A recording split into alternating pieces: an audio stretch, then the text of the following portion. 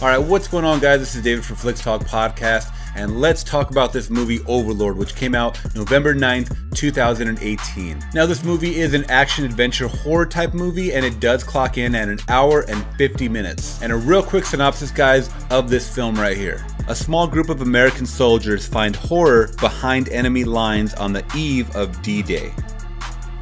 Now, as far as I can tell, guys, this director, Julius Avery, has directed mainly a lot of shorts. So with this one, Overlord, he's kind of making his directorial debut in a sense of like a mainstream, wider audience. And this one's actually produced by J.J. Abrams. So he actually took interest in this project, and I'm so glad he did because this movie was badass. Now, Overlord does star Jovan Adepo, Wyatt Russell, who's the son of Kurt Russell, and Matilde Oliver. Now, if you guys are fans of action horror movies, this one you're absolutely gonna love, guys. I'm not really into war movies too much, but the combination of action and horror, it really kind of set the theme and the whole setting of just crazy outbreak war. It really makes you hope that we never ever go to war again, because this is hell. I mean, people are getting blown apart. He's seen his friends die left and right, and it's just a scary setting. So we're actually introduced to his whole airborne, and they're kind of dropping in over Nazi occupied France,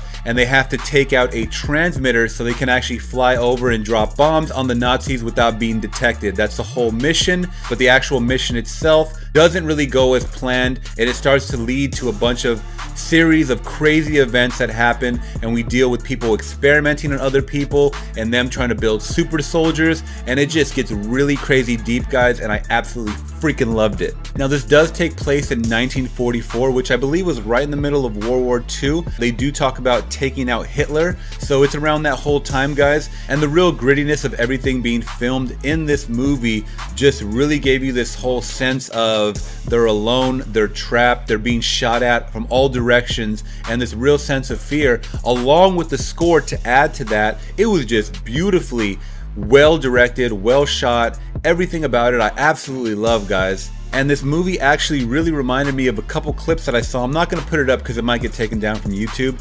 but you guys can search that some of the Germans in the early 40s were doing operations and experiments on dogs, trying to reanimate even body parts like a dog's head. They were reanimating that, you know, long after it had died. There's also a film of a dead dog which they also brought back to life, and he was, you know, supposedly walking again. A lot of people are saying it's fake, some are saying it's true, some say they actually even experimented with humans, but they're undocumented. So go into it kind of not really knowing to expect, but it really makes you want to research a lot about what was going on around that time, especially in Germany in the 40s. So without getting too much into it, guys, it does have a lot to do with reanimation. Like I said, it's not zombies. The trailer kind of leads you to believe that these are kind of zombie characters or creatures, but it's not really that. It's a little bit more into the whole reanimation process, and I thought it was really well done, guys. And if you guys are into horror, like I said, this is definitely going to satisfy your whole gore nature.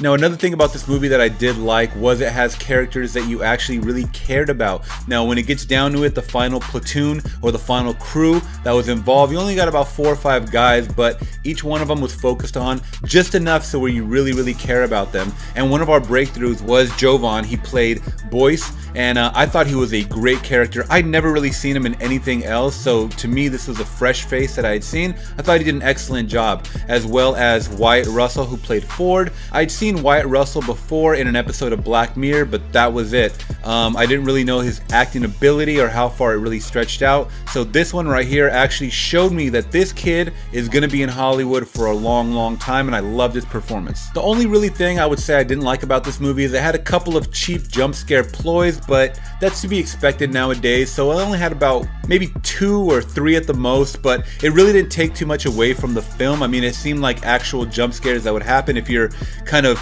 going through an area that you're unfamiliar with and someone pops out or whatever, not really trying to scare you, but just we're dealing with some nature here that's just frightening, guys, and it seemed more realistic than a cheap kind of jump scare that was added in there intentionally. So all in all, guys, I gotta give Overlord a solid 9 out of 10. I'm definitely gonna watch this one again when it comes out on Blu-ray. I'm gonna have to pick it up. Like I said, it has a really grittiness whole feel to it, and it's an awesome action horror movie, guys. Even if you don't like war movies, go into this kind of just giving it a chance.